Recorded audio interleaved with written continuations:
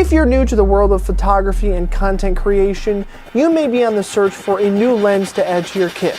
And this one will only run you about 58 bucks. How you doing, people? My name is Virgil, and today I am bringing you a special, awesome little camera lens that I have been using with my Sony cameras for a couple years now.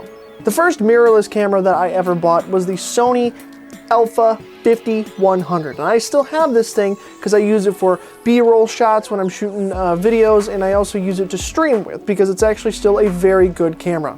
The only problem is I got it and it came with the kit lens, and it's not the greatest lens in the world. So once I figured that I wanted something to upgrade this camera with, I was looking for a new lens. And one of the first lenses that I bought to upgrade this camera was this neewer 35mm f1.2. You heard that right, f1.2. This lens gets some seriously creamy and blurry bokeh, and it may not be the sharpest lens out of the bunch.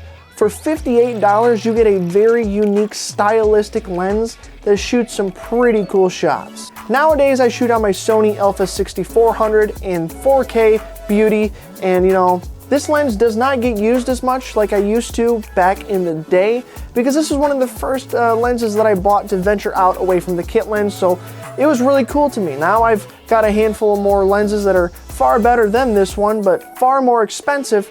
I still keep this one around because it's got a really cool style to it, and even though it's kind of soft, it gives this like really dreamy, stylistic view to it. So it's got a very specific use case, but you can take some pretty good pictures with it as well. My main intention when I bought it was to use it for video. My first inkling for buying camera gear was for making content, not necessarily taking photographs. However, on my APS-C size sensor with the A6400 and even the A5100, there's a crop factor you have to determine. So this is a native 35mm lens, which gets converted to like a 52.5 equivalent for full frame. So it's in that realm of being a good portrait lens if you can get it to work for you.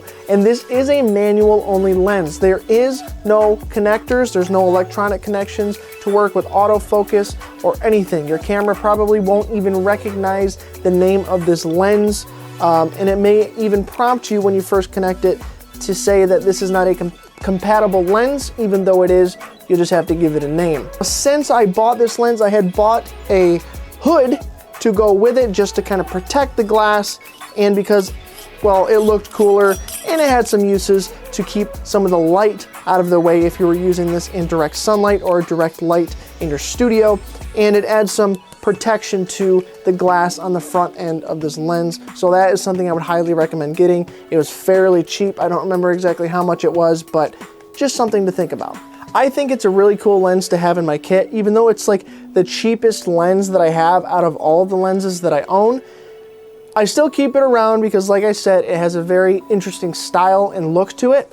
And sometimes I want to pull this bad boy out and get that kind of look. I've done it in plenty of videos, plenty of music videos, even photography things, pictures that I've taken. I've used this lens plenty of times because it has a very specific look, and sometimes you want that look. The lenses that you buy don't necessarily have to be the most sharpest prime lens, G-Master lenses that you can find like for thousands of dollars, right? This is a $58 lens, and it's really, really, really good. Don't get me wrong, there are plenty of lenses that are far better than it, but when you're just starting out and you're trying to find some interesting lens, interesting glass, just to change up your shots, this definitely achieves that tenfold. So don't overlook this lens and just deem it as cheap, because this thing is fully metal and it's built to last. And oh man, this thing has gotten me some very, very interesting shots in a multitude of different situations. If this is a lens that you would be interested in picking up and adding to your arsenal, which I think you should,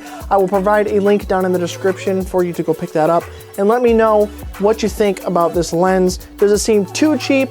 Does it seem worth the style?